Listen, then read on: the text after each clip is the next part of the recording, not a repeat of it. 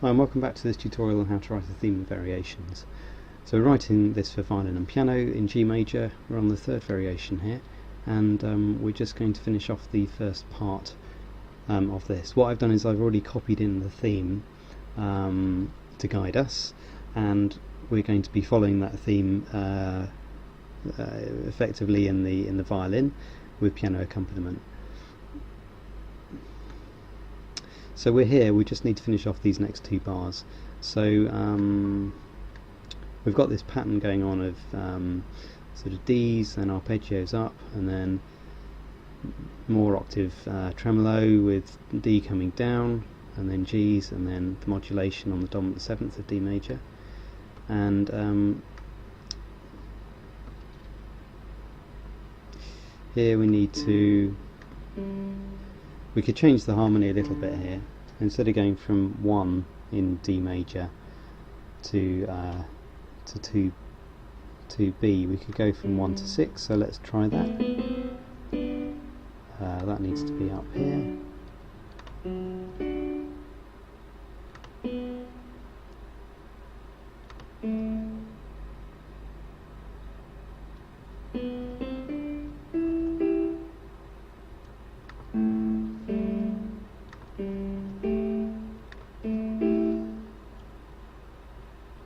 And I think again what we'll do is we've used this pattern in the violin a couple of times, and this bar will have the same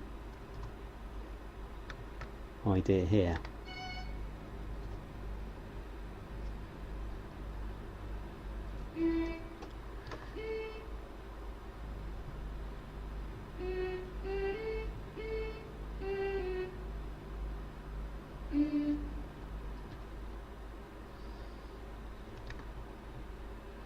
Need to hold that D over onto the chord of 6. So let's have this little turn here instead.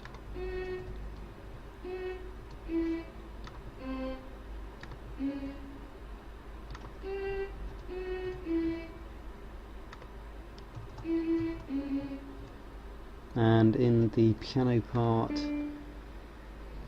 we need a D there, from the C sharp to the D, but let's have a think.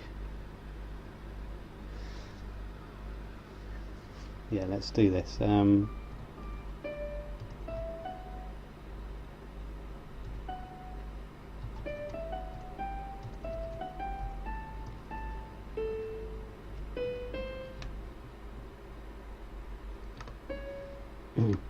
So we're not coming down in terms of the arpeggios like we did up here. We're just changing it a little bit. You don't want to kind of repeat yourself too much, otherwise it might sound a bit contrived. Yeah, and it's just good to add different things really.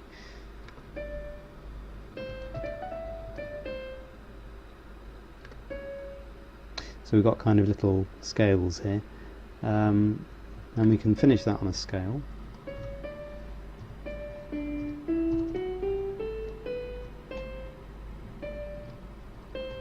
C sharp. And just copy that over to the next repeat. Have that up an octave. Okay, so I think that should sound okay. Let's just play that last bit.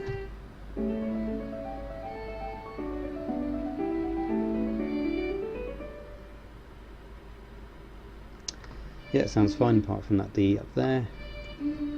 Great, okay, so right, moving into the next section.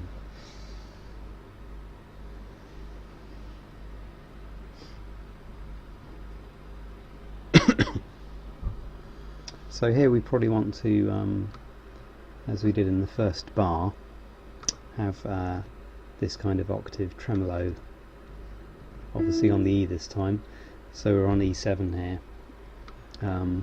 so that's the dominant seventh of A, so it's E, G sharp, B and D. I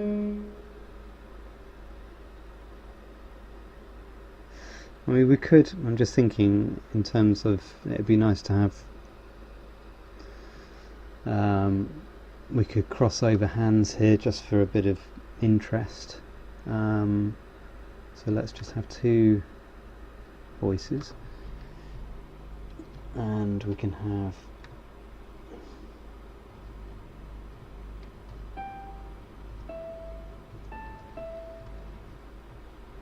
so that's a G sharp, and we could have the A minor chord on second inversion.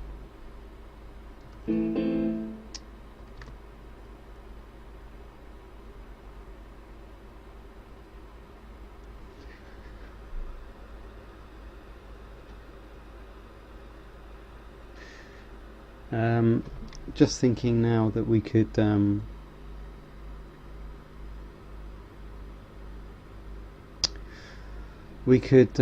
just have we could just have a sequence here. Okay, so I'm not going to follow the theme, which is what I said I was going to do right at the start of this variation. So sorry about that. But I think there's something good that we can do here, and I'm going to show you what it is.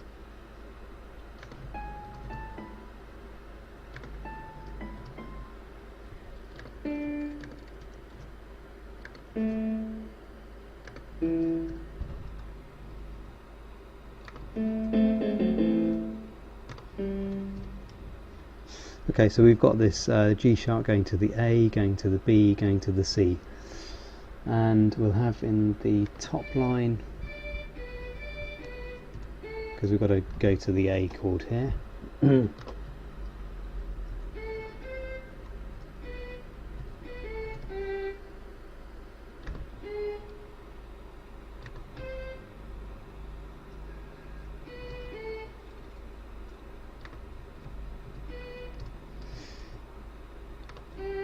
Okay, so I'm just harmonising, just writing the violin part to harmonise with the piano part.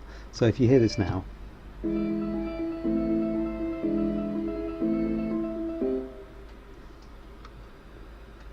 and then we can just go down on the E flat here.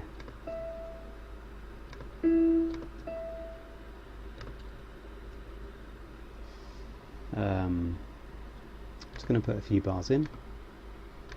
Let's put 2 bars in, because what we'll do is we'll just have this as a sequence, and we'll just have it going down like that.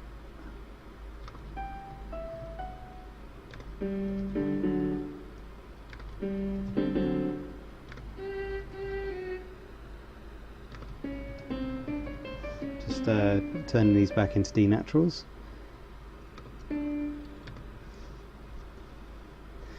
So we probably won't have the modulation going to C major here. We had the modulation going to C major from A minor, going to C major in order to get us back into G major. But here, using the sequence from A minor down to G, we're back in G already, so it's fine. But we just need to wrap it up quite soon, so that we're not elongating this section. So, well, let's do that next time, and let's just have a little listen. I'll just get rid of this bar, because otherwise it will sound a bit odd. Let's have a little listen.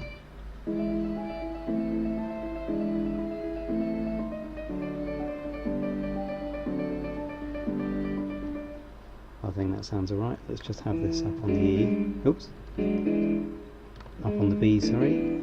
And this one up on the A. Because we've got the G sharp here supplied by the violin, so I think that should sound a bit better.